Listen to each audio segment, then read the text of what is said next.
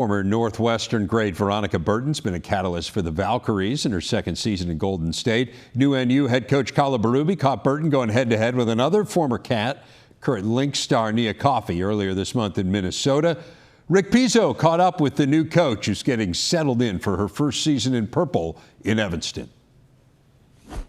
Well, Carla, how settled do you feel right now as we sit here getting ready for your first season in Northwestern? A bit. I think we've found a house in the community, and but I think once my family is there, I'll feel a little bit more settled. But you know, getting to know Northwestern, the team, I think I've formed a really great staff. The players were still in workouts because we're on the quarter system, and they've been going really well. So yeah, that piece is going really well. And so once my family's here, I think we'll feel a little bit more settled. Obviously, the staff is always first and foremost when you get a job like this. How did you go about assembling yours? Yeah, I brought 2 of my staff members from Princeton with me. And then kept on one of our assistants from the previous staff, Maggie Lyon. And then, yeah, Loyola Chicago head coach Allison Guth came on board too, which was awesome. Just to have another head coach on staff, really knowledgeable and knows the greater Chicago area and recruiting, and was also an assistant at Northwestern about 10 years ago.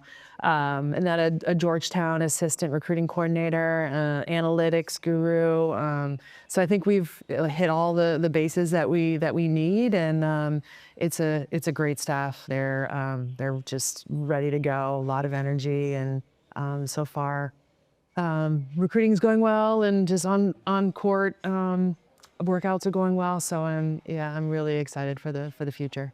How intentional was that build for you to bring a couple of assistants that you knew, so there's that comfort level, but also Maggie, not just an assistant, but a player who knows the program and a local? It seems like this is you really trying to assemble the best of both worlds. Yeah, it really was. I definitely needed to bring on some experienced Power 4 coaches, or coaches that understand this world with scholarships and rev share and NIL, and then I also have two of my staff members from Princeton, but they also played for me at Tufts. So there's just sort of that family atmosphere too. So it's a good balance. So yeah, I'm excited.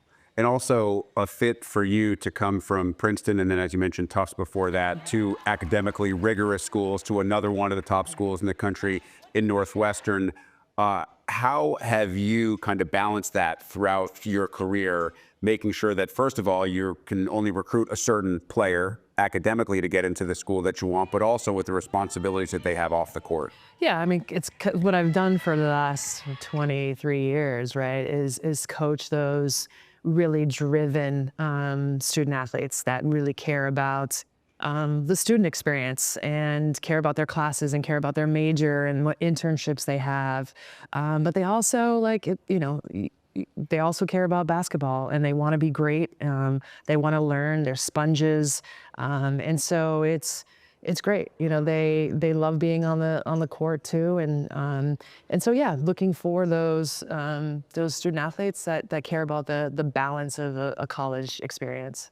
You succeed a coach who's considered in a lot of different ways to be a legend in the business, not just because of his success, but because of the longevity.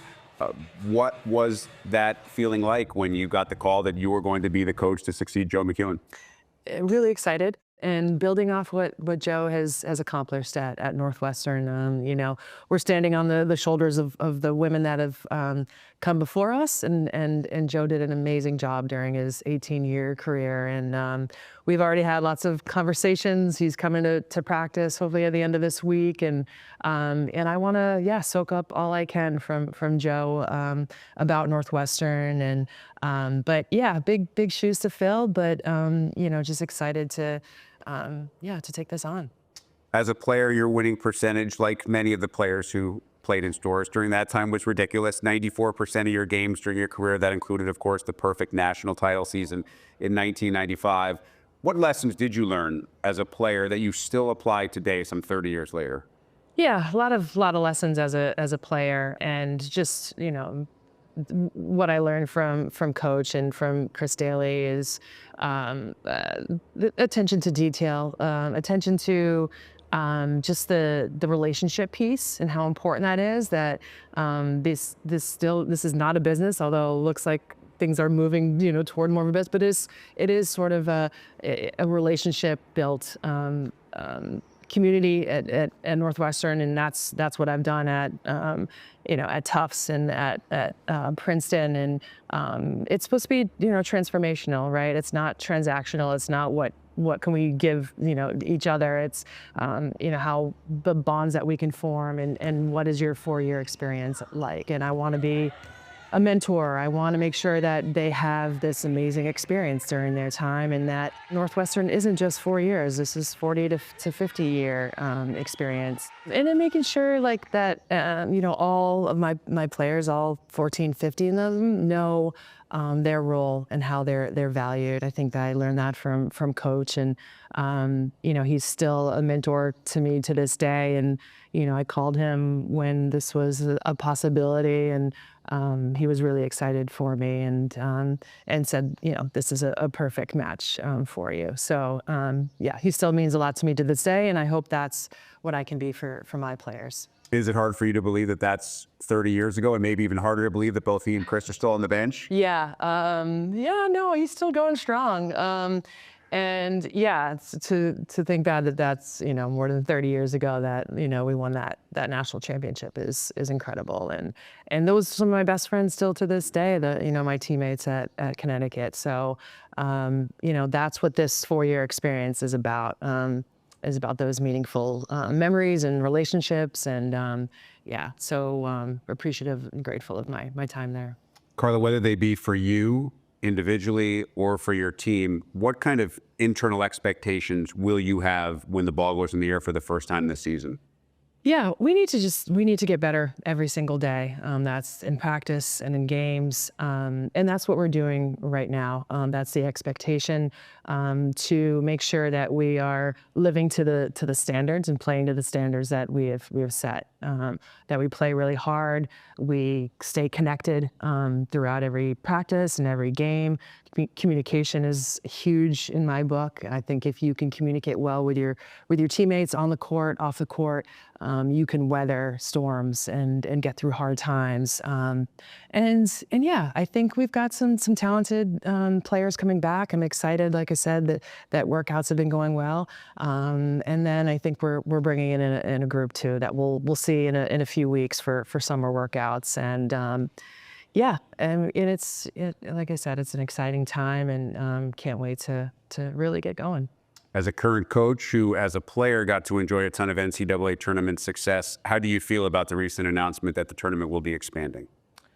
Yeah, I'm excited. I think the more teams, the better. I am a little bit old school, so it seems weird that it's more than 64 teams, but with the playing games, that changed too, and so you got to pivot. But it's great. I'm excited that there's more opportunity, and looking forward to being one of those teams in the future. I feel like now you've crossed off a lot of different colors and spectrums of the rainbow. I mean, from purple before orange, and then Tufts, the very strange brown, light blue. I mean, you got a lot of perhaps clashing colors in your closet. The family we need to keep pivoting, but I'm excited for purple. I've really never worn purple in my career as a player and a coach, but it's suiting you well. This was a little lighter than the Northwestern purple, but excited for it.